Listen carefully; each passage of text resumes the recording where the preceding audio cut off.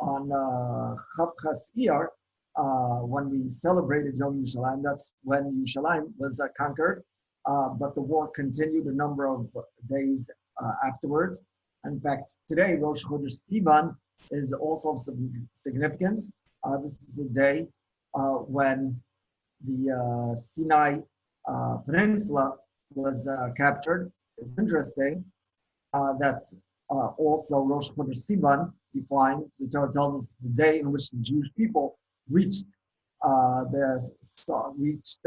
Sinai and encamped before Har Sinai in preparation for Ma'amad Har Sinai. Tomorrow, Beis Sivan, is the day in which the Golan was conquered. So in any case, the obligation to remember Yerushalayim and the obligation to have Hakar Satov to HaKadosh Baruch Hu Nisim is one which I think exists throughout the year. Okay, I'd like to divide this talk into a number of parts. Number one, a little bit of history, then to discuss the significance of Yerushalayim in Judaism, to talk a little bit about Lahavdil, Jerusalem, Yerushalayim, or Al-Quds in the Muslim religion, and then some concluding remarks. Okay.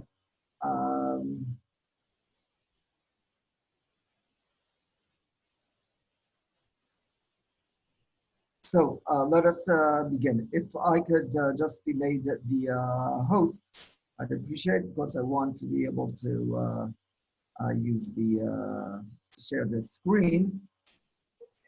Okay. Thank you.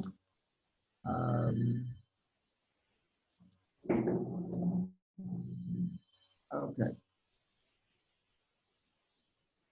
So let us begin. The Ramban writes, as we know, in the end of Parshas Bo, "Ein la'adam chelek b'toras Moshe Rabbeinu ad she'amin shekol devreinu mikrenu ein behem teva min hagol shel olam klal uklal. Ela im yaseh mitzvos yatzlichenu scharo v'im lav yachnisenu onsho. Hakol b'gizras hayom." So Ramban writes, as a general rule, we understand that everything which happens in this world is a result of God's decision, God's plan. And as we've discussed in the past, although this is certainly true in general, it's especially true, although everything in this world is a result of Hashgacha, this is especially true when it comes to things which relate to the Jewish people as a whole. And this is especially true when it's a time of sakana, and it's especially true when we're talking about Eretz Yisrael. So certainly if you have a situation that involves the Jewish people in Eretz Yisrael at a time of sakana, you know that God's involvement is very present, is very much there. And in fact, it was very clear the great involvement of HaKadosh Baruch Hu with respect to events that took place at the time of the Six-Day War. So let's review some of the facts. We know that the Suez Canal was built by the British. We know the Suez Canal was built by the British, I think, together with France, to facilitate being able to get to from Asia, from the Asian countries as far east, to be able to get to the Mediterranean without having to go around all of Africa. Suez Canal over here. And Nasser decided in 1956 to take over the Suez Canal, and he nationalized it. He took it over, and he closed it to Israeli shipping and to any shipping that would be going to Israel. Due to the fact that he took over the canal, that got England and France that built the canal somewhat upset. And they, not because they were interested in protecting Israel, but because of their own interests, they decided to wage war together with Israel to open the canal to take over the Sinai, or to reconquer Sinai from Egypt. This was in 1956. It's known as the Sinai Campaign. At the time, after Israel was involved in that, so I think it was Eisenhower and the powers in general, they pressed Israel to give up the Sinai, and this is an exchange for promises that the Sinai would be left open for Israeli, that the Suez Canal and the Straits of Tiran would be left open to Israeli shipping. After all, also in 1956, so the Egyptians, they prevented ships from being able to get to Eilat. Eilat is over here, as you see in southern Israel, and ships to be able to get to Eilat from Asia would go through what's called the Straits of Tiran, that's over here, and Egypt closed off the Straits of Tiran in 1956, and thus prevented any ships coming to Israel from Asia in effect. Obviously, to get to Israel by going all around Africa is a pain in the neck.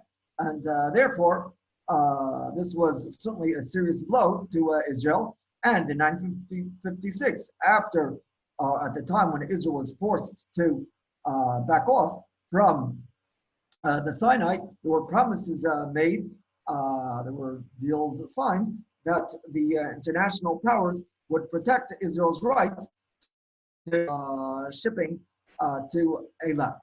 Okay. Now, a number of years later, less than 10 years later, 67, then this was put to the test. That obligation that the nations made to defend Israel's right to shipping was put to the test when Nasser, the prime minister of Egypt, in fact, closed the Straits of Tiran for Israeli shipping. There was, in 1956, there was peacekeeping troops that were placed in the Sinai to be able to see to it that the wouldn't take over the Sinai, and Nasser told Yutant, that was the Secretary General of the United Nations, he told Yutant to basically remove the troops, the international peacekeeping troops, from the Sinai Desert, and they promptly, in fact, did move out of the desert, and Israel and Egypt put 100,000 soldiers, hundreds of tanks, hundreds of planes into the Sinai Desert, and in fact, closed the Straits of Tiran. They placed cannons on the Straits of Tiran. There's some small islands here, placed cannons, and thus prevented Israel, any Israeli shipping to that area. Nasser, of course, saw that whatever agreements were made with the nations of the world were the battleground, fact and fantasy in Palestine by this Samuel Katz, that was an advisor to Menachem Begin, who resigned during the Camp David peace accords when Israel gave up the Sinai. Then he points out the following. The fact became clear in quick succession. This is page 9. On May 14th, President Nasser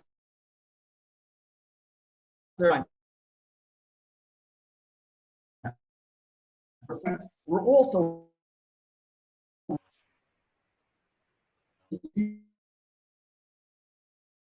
from General Dant promptly complied. The United Nations force disappeared. Simultaneously, the commander of the Egyptian forces in Sinai, General Mortagi, issued an order of the day. For greater effect, it was broadcast on Cairo radio on May 18, 1967. The Egyptian forces have taken up positions in accordance with our predetermined plans. The morale of our armed forces is very high, for this is the day when they have so long been waiting for this holy war. He points out at the end of this chapter, the war against Israel on its many fronts was pursued against an Israel which did not embrace the so-called occupied territories of today. At that time, Israel was pressed and urged from many sides to make concessions. What could those concessions have been? In those years, too, Israel was pressed to offer concessions of territory. But it was the Arab refugee problem that was named as the prime cause of Arab intransigence. So in any case, so it's important for us to keep in mind when nowadays we're told that if, in fact, Israel is willing to withdraw to the pre-Six-Day War borders, that there will be peace in this world, that's obviously nonsense. The PLO was established in 1964, I believe, certainly before the Six-Day War. So clearly, to assume that if Israel would back off to those borders that existed before the Six-Day War, that there would be peace on earth is obviously ridiculous.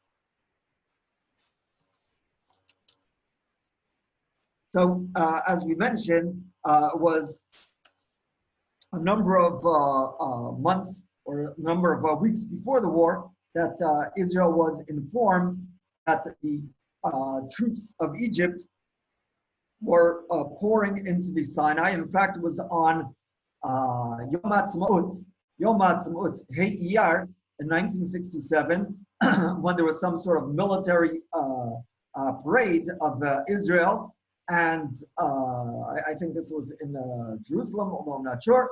And then the heads of state received notice that, in fact, the Egyptians were pouring into the Sinai. And in fact, Jordan, Egypt, Syria, if I'm not mistaken, also Iraq signed on some military agreement with Nasser being officially declared the commander of all of those forces. And let's keep in mind, we're talking now 1967. The Shoah was in the beginning of the 1940s. You had in Israel a great amount of people that had come from the Shoah, that had come from the Holocaust, and they felt some sort of deja vu. They felt that, hey, maybe this is going to happen again. So there's a great amount of panic in the country.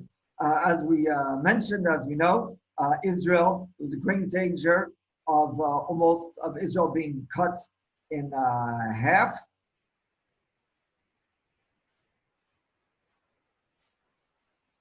Over here, we know that there's just about 9 miles, and so it wouldn't be so hard for the Jordanians to just cut Israel in half.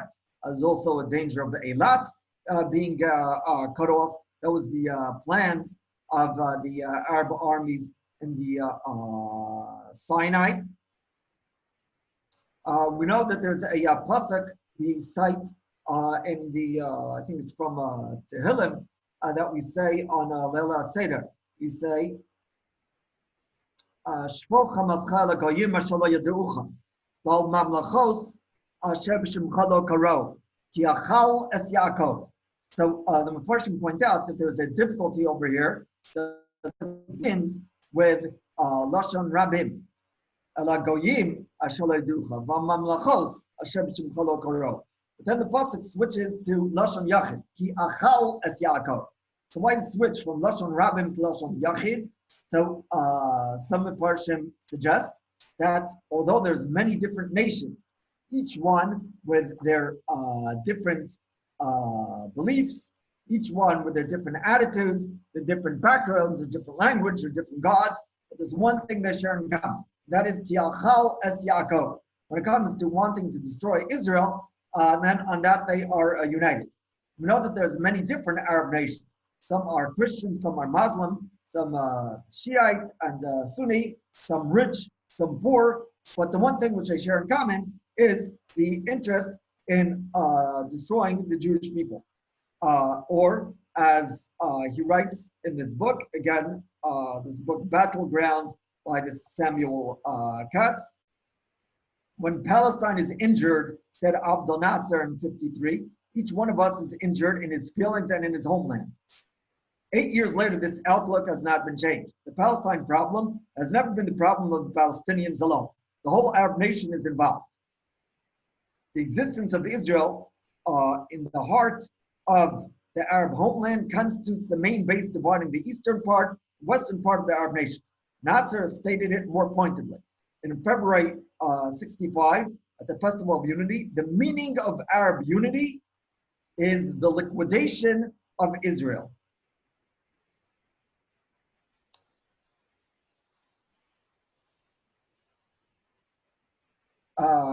On Thursday in Shir, so we'll just look at it again.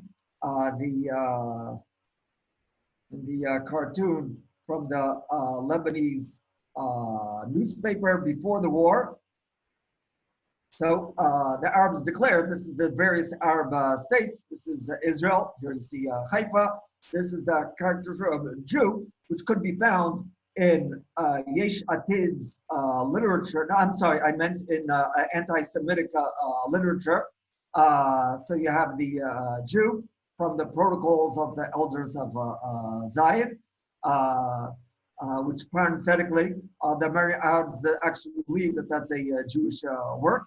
And the Jew is being pushed into the sea. We know that there was some morose humor that there was this joke that there were many people leaving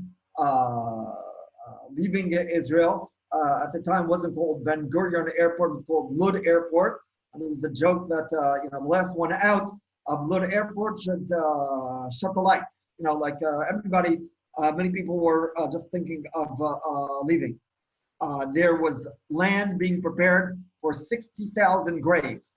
There was a hope that we would win the war, but it was expected that it would be more costly. In the end, there were close to 1,000 people, 1,000 soldiers that died. There were many also civilians that were injured due to massive shelling by the Jordanians. But certainly the numbers of losses were smaller than were expected. There was a speech that was given by Levi Eshkol, the prime minister, a number of weeks before the war, that was meant to issue some dramatic announcement. And at the time, Levi Eshkol, who apparently was not very charismatic, might have had many wonderful qualities. He was not necessarily a charismatic leader. He, in delivering his speech, apparently he lost the place in his notes, something which I could relate to. It happens to me often, but I'm not prime minister. And that's something which certainly did not add to the morale. And what was his decision? His decision was that we didn't make any decision yet. So that is not something which did any good. It did make people depressed, it did make people panic, and did result in a great amount of unity in the Jewish people, which is something which certainly was very important, which went a very long way in terms of tefillos, in terms of a feeling of Abbas Yisrael. The United States, as always, urged restraint. Were they willing to defend Israel's right for shipping? Nope. But restraint, they did urge, and this, of course, is true of the other superpowers.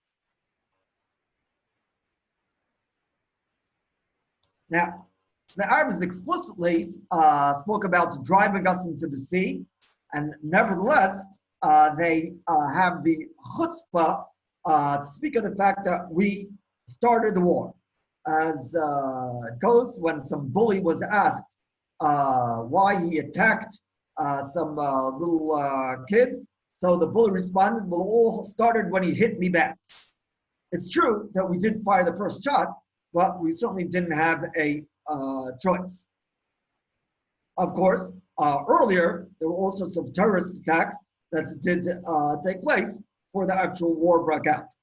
So on Monday morning, I think it's Chavav Iyar, if I'm not mistaken, at 7:45, when the pilots of Egypt were eating breakfast, so Israel attacked the planes, attacked the airports, bombed the airports and bombed the planes in Egypt. Then in a second wave, did some further attacks on those airports, on the airports in Syria as well, if I'm not mistaken. And basically, in the first number of hours of the war, in a certain sense, it was decided. As you saw, the title of this talk is the 6-hour war. That was not a mistake. Rather, in a certain sense, although the war did last 6 days, the first 6 hours, that to a very large extent, the fate of the outcome of the war was largely decided by that attack. And as the pasuk says, the Mashem lo yishmor ir shab shekat shomer. For God's siyata d'shmaya, then certainly no way in the world would Israel have been able to be so victorious. And in there's a booklet by the brother-in-law of the prime minister that also gives talks here in Kerem Yavne on Mondays. Obviously, the past couple of months this hasn't taken place. Who this is? The brother-in-law of Netanyahu. Whether it will be the prime minister for much longer, that nobody knows. But Chagi ben Artzi, fellow Dr. Chagi ben Artzi, I think he's the brother of Sarah Netanyahu. So he, who had studied at Kerem Yavne, so he wrote a number of very beautiful booklets. One of them about the 6-day war. Megillat Sheshet Hayamim calls it. Megillat Sheshet Hayamim. I might have also come out in the English. The Hebrew is not a difficult Hebrew. So there, he speaks of the events, and he points out 3 amazing indications of siyata d'shmaya with respect to Israel's ability, respect to that Israeli Air Force attack on the airports of Egypt and the Arab countries. So I points out 3 things which were not known to Israel at the time when they planned out this attack. Number 1, the evening before Israel attacked, the vice president or the vice prime minister of Egypt and the war minister Abad El Hakim Amar decided that he wanted the next morning to have an air patrol over the Sinai desert and then to meet with the Egyptian commanders. And he took with him other important officers, and they were meant to take off 7 o'clock that morning. And therefore, because he didn't want his plane down, he told all the anti-aircraft of the Egyptian army to hold their fire between 7 and 8 that morning. That, of course, what else took place between 7 and 8 that morning? So as related to 7:45, that's when Israel launched its attack. Now, so of course, since they figured that anyway, the pilots of the anti-air force were not going to be having any work between 7 and 8, they decided that was the time they all went to eat breakfast. As I mentioned, the Israel reconnaissance knew nothing about this air patrol of the Egyptians. That's one. Number 2, on the Egyptians, on a regular basis, they had air patrols going up during the mornings before the war because they see some Israel attack. So they had air patrols of 4 MiG jets, some new jets that they got from Russia, for not mistaken, over the coasts of the Sinai. These patrols would begin at 4:30 in the morning and would end at 8 7:30. Okay, that morning, the patrols did go out, except for the patrol that was meant to go out at 7:30. The patrol was meant to go out on 7:30. That morning didn't go out. The General Hamid al-Daghiri, who was the commander of that patrol, he called up to figure out what was happening, and the Sgan Mifaked of that air patrol, he apologized. He says that for personal reasons he was didn't get up, and now he's on his way. Of course, by the time they got there, it was a bit too late. What turns out in the investigation that was carried out after the war, what turns out is that the particular reason why he slept late, and that is that the previous evening, the commander of the Arab Air Force, Sidki Mahmoud, decided to raise the morale with a wild party that took place till the wee hours of the morning, with lots of food, lots of drinks, belly dancers, and hey, Odas Rahman Patre. This guy, he woke up late. What can you want from him? So that air patrol, of course, which didn't go out, certainly played an important role. That's number two. Number three, there was a radar station in Ajlun in Jordan that had some new radar equipment, which apparently covered the entire area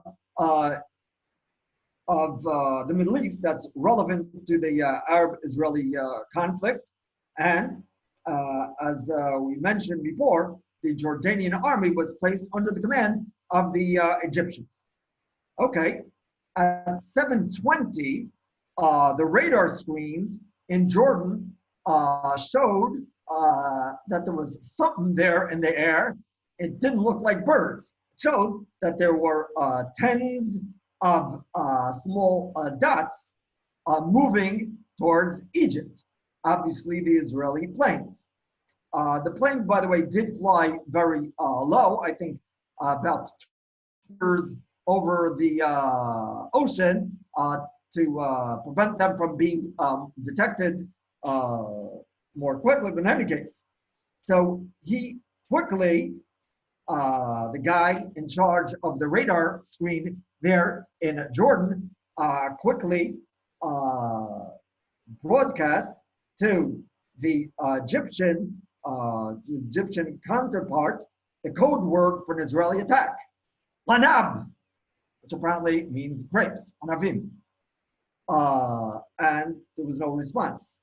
So again, he says, lanab, anab, anab. Still no response. What turned out later is the following. The Egyptian did not understand what the Jordanian wanted.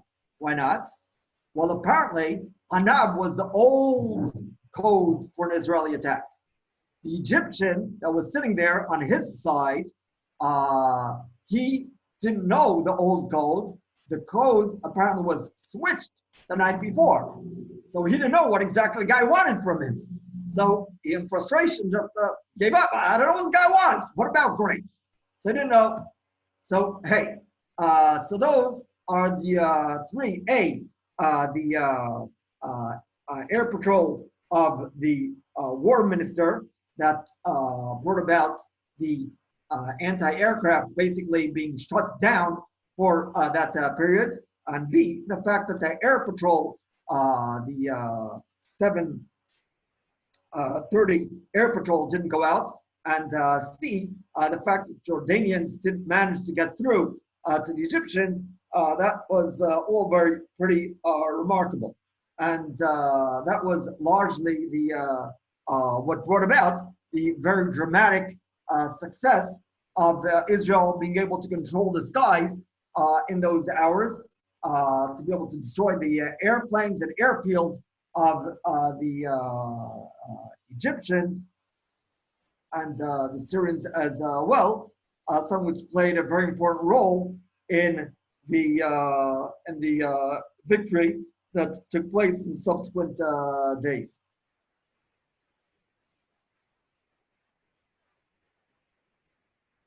It should be kept in mind that although Israel did fire the first shot, this is true, and the Egyptian front, maybe also the Syrian front, I don't remember, but certainly not with respect to the Jordanian front.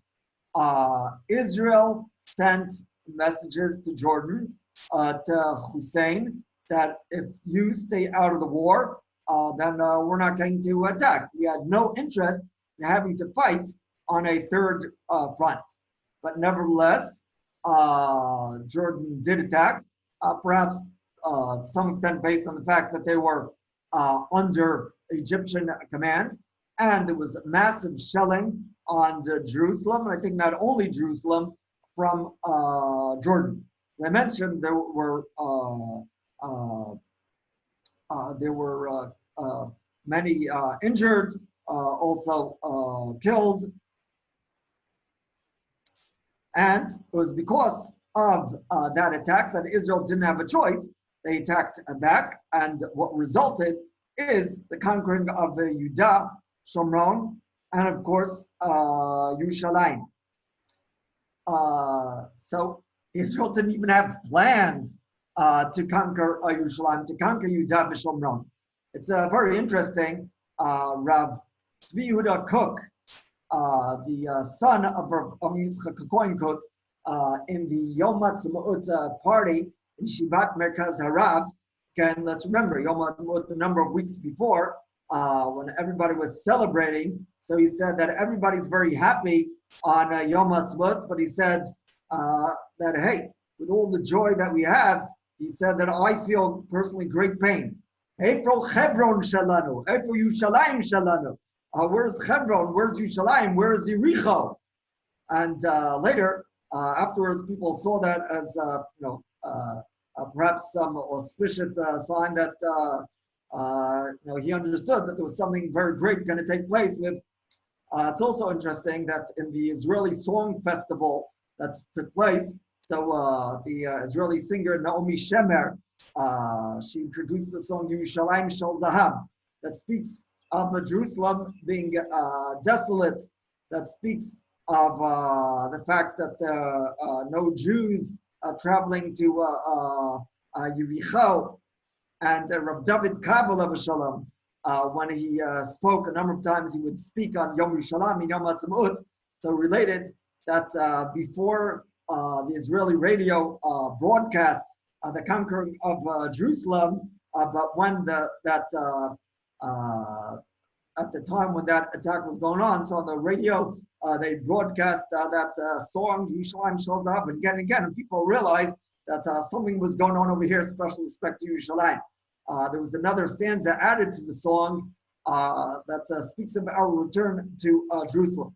Rav David also related that there was a certain makubal known as the Schuster. Schuster was a shoemaker. A certain makubal in Yerushalayim that actually not in Yerushalayim. I don't know where he lived. Certain makubal that was recognized by the Chazon Ish as being a very holy person. Now also many people go to his grave, buried in I think in Bnei Brak. So the Schuster passed away, I think in Adar of the before the war, and he wrote a couple of letters which he said should be opened. One letter should be opened on Pesach, one Lag BaOmer. One of the letters that Rav David heard of on Lag BaOmer, of course, before the war. So he said that there's going to be, he had in that letter, there's going to be a great amount of panic, great amount of pressure, a great amount of not knowing what's going to be. But he writes in that letter, there's going to be great victories that nobody ever dreamed of. And in fact, that's something that did take place. There were also miracles on the home front. Famous story told that in the Mir Yeshiva, there were people in a miklat, and nearby was some shell, some bomb that hit and started a fire. But then there was another bomb that hit some dud mine, some big water tank, which extinguished the fire. The miracles all around. Unfortunately, it didn't take that long before there were military leaders that originally recognized it was the hand of God who was fighting for the Jewish people. It didn't take that long. The military leaders that figured it was their great strength and power, coupled with Arabs being very backwards people, which brought about the victory. It's not the Arabs. There were also some jokes about how foolish the Arabs were. The Arabs not foolish, and wasn't there the military genius? There was amazing Mesiras Nefesh, great amount of planning, and there was significant contribution that was made by the military, by the leaders, certainly by the soldiers, great amount of bravery. But it was Yad Hashem which brought about this victory. The problem with that one of the results of that was, unfortunately, the losses in the Yom Kippur War. When we're convinced that we can't be beat, when we're convinced that, we're invincible, then that could bring about an overconfidence, which, as I said, did contribute to the losses which existed, especially in the initial stages of the Yom Kippur War. Originally, the Arabs weren't sure what to hit them and weren't sure how to respond. Originally, they were very scared that maybe we would do to them like they were planning on doing to us. When Israel returned to the holy places, especially Yerushalaim, they saw what desecration was done to the holy places. On Har Zaitim, there were many Jewish graves, Jewish tombstones that were used by the Jordanians for all sorts of purposes. There were steps that were made from those Jewish tombstones. There were donkey stalls right next to the Makom HaMikdash. It was with a great amount of wisdom that Israel did decide to just destroy all those houses that were next to the Makom Mikdash, next to the Kotel. So as because they didn't do it then certainly wouldn't have happened. Unfortunately, Israel did basically hand over the keys on Har HaBayit to the Waqf, to the Muslims. I have over here, I meant to load this. I don't know if you could see, but you see over here perhaps some pillars. These are pillars from the time of the Beis HaMikdash that the Arabs destroyed. You have over here a tractor doing of the Palestinians doing work on Har HaBayit. When Israel will do any archaeological digs, then we're told that we're knocking down the foundations of the mosque. But for the Arabs to just pour out all the, try to get rid of any remnants of the Beis HaMikdash in that area, then the world, including Israel, says absolutely nothing. The sheker of the Arabs did, which obviously has many harmful results, did have one positive outcome. One of the positive outcomes is the following. The Arabs, at the beginning of the war, he writes in 136, the Arab accounts of the events of the Six-Day War consisted of a counterpoint utterly different to the events. The reports bore only minimal relation to what was happening, except for the two facts that there was a war in progress and the sin with the Middle East. Even the identities of the combatants were destroyed. The Egyptians and other Arab states, in their wake, repeatedly proclaimed the completely imaginary participation of American and British pilots and planes in the attacks in their airfields. The Egyptian Air Force, which in fact never left the ground, was said to be wreaking havoc in Tel Aviv, Haifa, and Netanya. The Israeli Air Force, which came through the 6 days with a loss of 19 planes on all fronts, lost, according to Arab communiques, 160 planes on the first day alone. Gigantic tank, and he writes over here, the effect of the Arab reports was not achieved without the assistance of foreign news media, which credulously or in wishful eagerness spread them. The Russians gave their own enthusiastic intonation to the news of Israeli disasters. They were themselves completely deceived and in consequence delayed the call for a ceasefire by the Security Council, lest too early a cessation might prevent the complete defeat of Israel, meaning that the Russians and others were convinced by the reports given by the Arabs that the Arabs were basically winning the war. And therefore, they didn't call for a ceasefire. What happens the second they realized what was going on? So, and this is not the first time. This is also true in the Yom Kippur War, as I remember. The second they realized that Israel, the tide was turning and Israel was winning the war, they called for a ceasefire. Israel had the wisdom in the 6-day war, despite the great amount of pressure from the world powers, to not terminate the war till after the Golan was conquered. After those great amount of pressure, Golan was conquered at the end of the war, and the great amount of pressure on Israel to cease to end the war before the Golan was conquered, but Israel did press further. Okay, I'm sorry we're sort of got to the end of our time without getting to the end of this talk. I hope we'll find some other opportunity to discuss the centrality of Jerusalem in the Torah Hashkafa and the centrality, lahavdil, of Islam, of Jerusalem, or lack thereof, in Muslim Hashkafa, but I guess I'll need to wait for some other opportunity. We'll just close by saying that we spoke about on Yom Ha'atzmaut the fact that HaKadosh Baruch Hu, at the time of the events at the establishment of the state, knocked on the door, so to speak, of the Jewish people, saying that HaKadosh Baruch Hu wants to be let in. And Rabbi Soloveitchik, in 1956, I think it was, spoke of the need of our letting God in, so to speak, of our trying to reestablish the connection with God, strengthening that relationship, especially in Eretz Israel.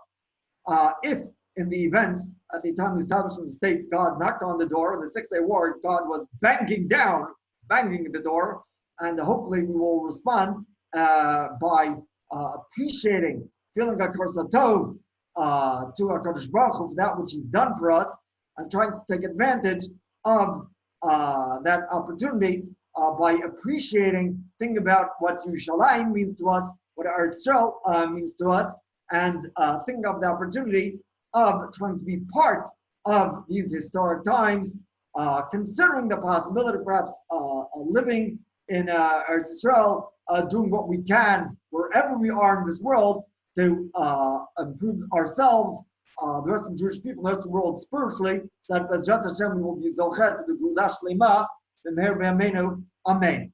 Thank you very much.